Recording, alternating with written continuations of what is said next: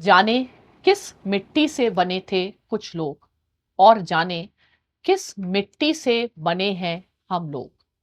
याद कीजिए 15 और 16 जून की उस काली रात को, जब भारत माँ की रक्षा करते हुए भारत माँ के 20 सपूत शहीद हो गए। और क्यों? क्योंकि कहीं दूर बीजिंग में एक तानाशाह अपनी कुर्सी को बचाने का प्रयास कर रहा था। शायद आप उम्मीद भी नहीं लगा सकते कि चीन का ये तानाशाह कहीं से भी मानवीय हृदय रखता होगा। उसे फर्क पड़ता होगा कि निर्दोष सैनिक मारे जाएंगे। उसे फर्क पड़ता होगा कि मासूम बच्चे अनाथ हो जाएंगे। उसे फर्क पड़ता होगा कि किसी के बुढ़ापे का सहारा लुट जाएगा, छुट जाएगा। उम्मीद ही नहीं की जा सकती। पर किस मिट्टी के बने हैं हम लोग? मैं ऐसा इसलिए कह रही हूं क्योंकि पिछले 3-4 दिनों से प्रिंट मीडिया में, इलेक्ट्रॉनिक मीडिया में, सोशल मीडिया में, सभी जगह अलग अलग ढंग से गलवान की घटना का विश्लेषण हो रहा। पर खेद की बात है, मैंने ऐसा कोई भी आर्टिकल नहीं पढ़ा जहां पर इन शहीदों को याद किया गया हो, जहां पर इनकी कुर्बानियों को याद किया गया हो। आखिर ऐसा क्यों है? इसीलिए मैं चाहती हूं कि मैं समझूं कि आखिर हम किस मिट्टी से बने हैं। आप छोड़ दीजिए चीन के तानाशाह को। इन सेनानियों के प्रति जो मेरी भावना है, मेरे पास अपने शब्द नहीं हैं, और इसलिए मैं माखनलाल चतुर्वेदी जी की एक कविता से अपनी श्रद्धांजलि अर्पित करना चाहती हूं। कविता का शीर्षक है पुष्प की अभिलाषा। चाह नहीं मैं सुरबाला के गहनों में गूंथा जाऊं, चाह नहीं प्रेमी बाला में बिंद प्यारी को ललचाऊं, चाह नहीं सम्राटों के शव पर हे हरि डाला जाऊं, मुझे तोड़ लेना बनमाली उस पथ पर देना फेंक, मुझे तोड़ लेना बनमाली उस पथ पर देना फेंक, मातृभूमि पर शीश नवाने, मातृभूमि पर शीश नवाने, जिस पथ जाएं वीर अनेक, जिस पथ जाएं वीर अनेक। उन वीरों को श्रद्धांजलि देते हुए अब मैं आरंभ करती हूं गलवान की उस घटना जिसे आप जानना चाहेंगे। सबसे पहले, कहाँ है ये गलवान? आखिर क्या है इसका महत्व? और साथ ही कैसे पड़ा इस जगह का नाम गलवान? गलवान घाटी जम्मू और कश्मीर में स्थित है, और आप तो जानते ही हैं कि सामरिक दृष्टि से ये क्षेत्र कितना महत्वपूर्ण है। एक तरफ चीन ने इस पर नजरें गड़ाई हुई हैं, तो वहीं पाकिस्तान ने। और हमारे जो सैनिक हैं, बहुत वीरता और त्याग का परिचय देते हुए निरंतर हमारी सीमाओं की सुरक्षा में लगे हुए हैं। आप समझते होंगे कि ये जो लद्दाख का क्षेत्र है, ये कितना इम्पॉर्टेंट है, और यहीं पर है गलवान घाटी।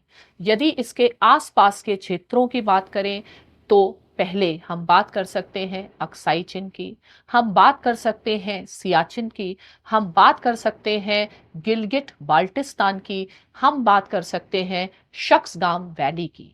यानी आप समझ सकते होंगे कि चीन के लिए इसका क्या महत्व है और भारत की सुरक्षा के लिए इसका क्या महत्व है। गलवान घाटी का नाम कैसे पड़ा? गलवान घाटी का नाम पड़ा यहाँ पर रहने वाले एक निवासी के नाम पर, और जिनका नाम था गुलाम रसूल गलवान। गुलाम रसूल गलवान वो व्यक्ति थे जिन्होंने ब्रिटिशर्स की सहायता की अगेंस्ट एक्सपेंशनिस्ट रशियन एम्पायर, वो भी तब जब इस क्षेत्र का इतिहास ग्रेट गेम्स के नाम से जाना जाता था। यानी इसका जो रणनीतिक महत्व है, उसका खुद का इतिहास बहुत लंबा है।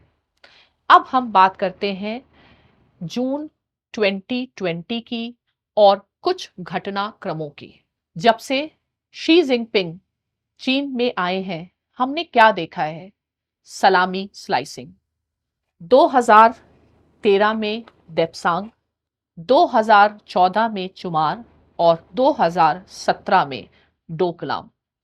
चीनियों ने ट्रांसग्रेशन करने की हिम्मत की और जवाब में भारत सरकार ने इंडियन डिफेंस को दुरुस्त करने का निर्णय लिया।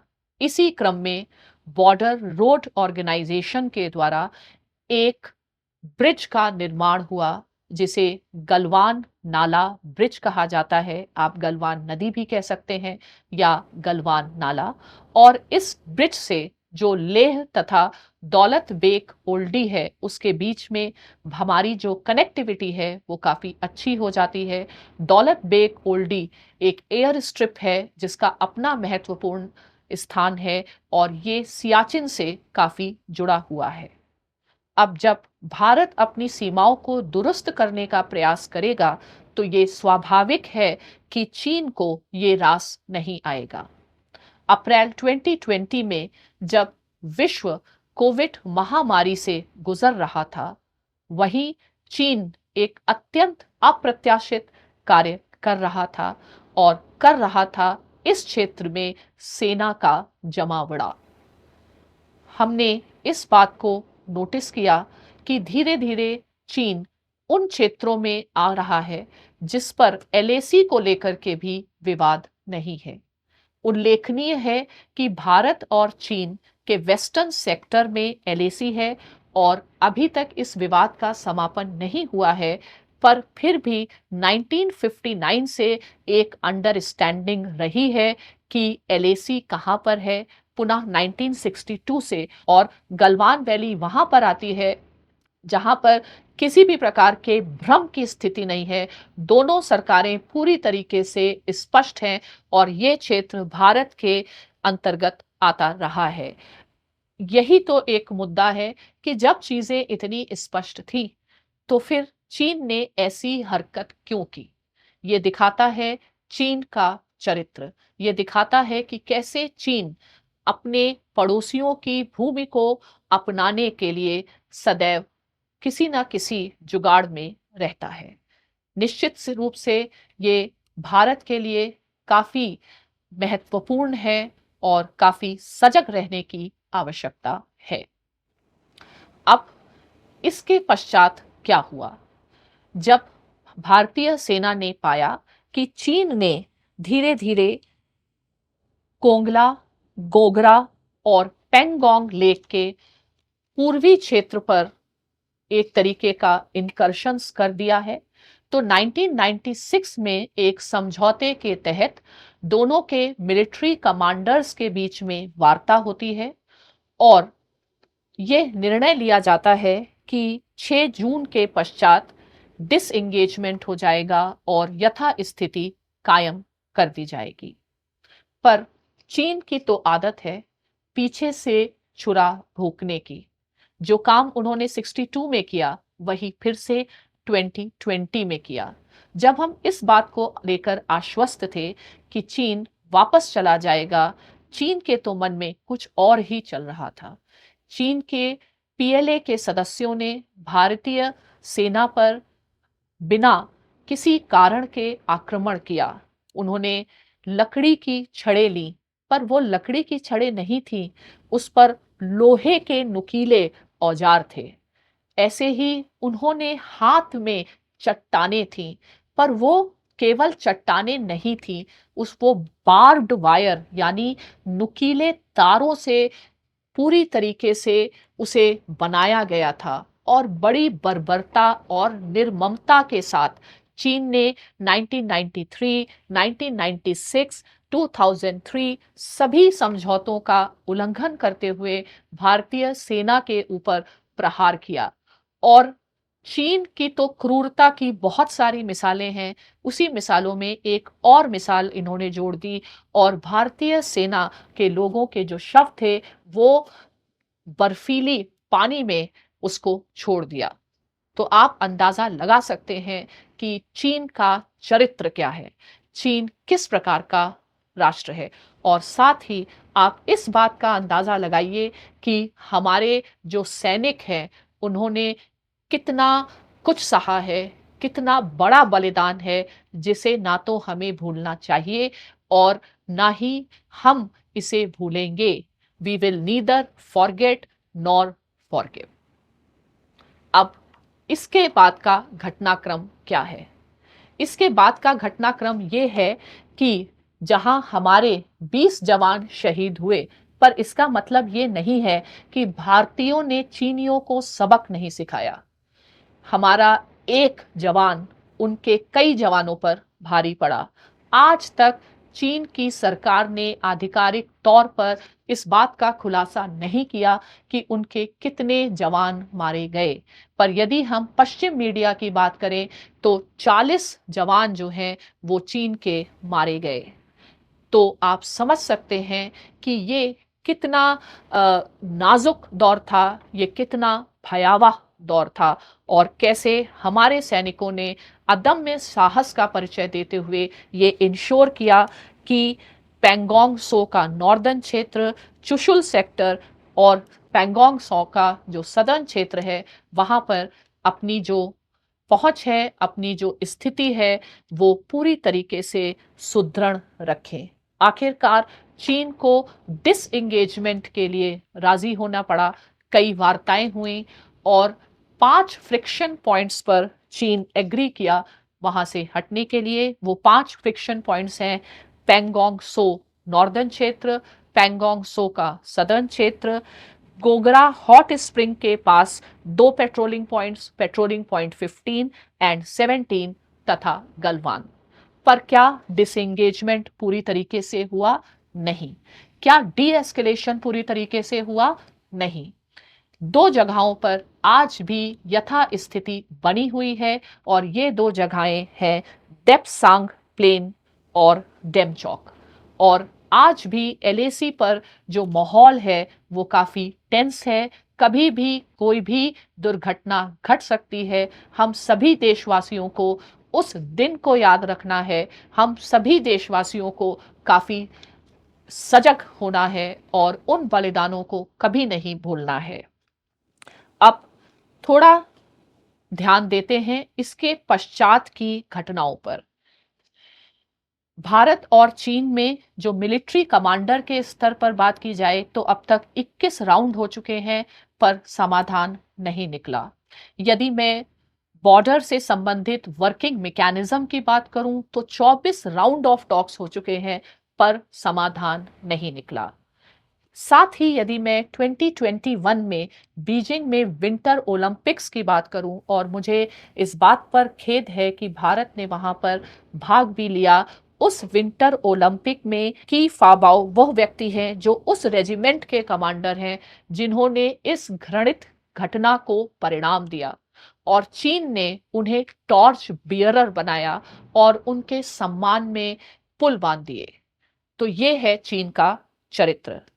फिर चीन कहां अपनी हरकतों से बाज आने वाला है? पुनः अरुणाचल प्रदेश के क्षेत्र में दिसंबर 2022 में पुनः चीन ने एक बार इनकर्शन किया। 2023 से तो चीन ने जो मैप वॉर है वो स्टार्ट कर दिया। भारत के कई क्षेत्रों को चीन में दिखाना आरंभ कर दिया। 2024 में एक नेमिंग स्प्री स्टार्ट कर दिया और भारत के कई क्षेत्रों के चीनी नाम देने आरंभ कर दिए। 2024 में तो चीन का दुस्साहस इतना बढ़ गया कि इलेक्शंस में फेक वीडियो दिखाए कि किस तरीके से चीन की सेना भारतीय सेना पर भारी पड़ी, जबकि सच्चाई कुछ और ही है। चीन आज भी पूरी तरीके से सीमा पर लड़ाई की पूरी तैयारी कर रहा है। इसके साथ ही चीन सीमा पर पूरी तैयारी कर रहा है। आपने जायोकांग विलेज या बॉर्डर विलेज तो सुना होगा। चीन किस तरीके से जिंगजियांग क्षेत्र और तिब्बत क्षेत्र में युद्ध की पूरी तैयारी में लगा हुआ है। तो हमारा जो भविष्य है, हमें कभी भी ज़रा सा भी, तनिक भी कॉम्प्लेसेंट नहीं होना है। अब ये रोड कहाँ ले जाती है, पता नहीं। पर आशा करती हूँ, चाहती हूँ कि फिर ऐसी घटना ना घटे, ऐसा ना हो कि किसी बूढ़े माँ-बाप के लाठी का सहारा ना रहे, ऐसा ना हो कि मासूम अनाथ हो जाएँ और ऐसा ना हो कि भरी जवानी में कोई विधवा हो जाए। हम उस दर्द को समझ नहीं सकते, उस पीड़ा को नहीं समझ सकते, तो मैं यही चाहूँगी कि कैसे न कैसे शांति का प्रयास हो और अगर शांति संभव नहीं है, तो हमारी जो रक्षा है, उसमें कैसे भी किसी भी तरीके का तनिक भी कमी ना आने पाए। और अब मैं समाप्त करती हूँ जगदंबिका प्रसाद हितैषी जी की कुछ पंक्तियों के साथ। उरूज़े कामयाबी पर कभी हिंदुस्तान होगा, उरूज़े कामयाबी पर कभी हिंदुस्तान होगा, रिहा सय्याद के हाथों से अपना आशिया होगा, रिहा सय्याद के हाथों से अपना आशिया होगा। ये आए दिन की छेड़ अच्छी नहीं है रे खंजरे कातिल, ये आए दिन की छेड़छाड़ अच्छी नहीं है एक खंजरे कातिल। पता कब फैसला उनके हमारे दरमियाँ होगा, पता कब फैसला उनके हमारे दरमियाँ होगा। वतन की आबरू का पास देखे कौन करता है, वतन की आबरू का पास देखे कौन करता है। सुना है आज मक्तल में हमारा इम्तिहान होगा, सुना है आज मक्तल में हमारा इम्तिहान होगा। जय भारत, जय भारत की सेना, जय हिंद।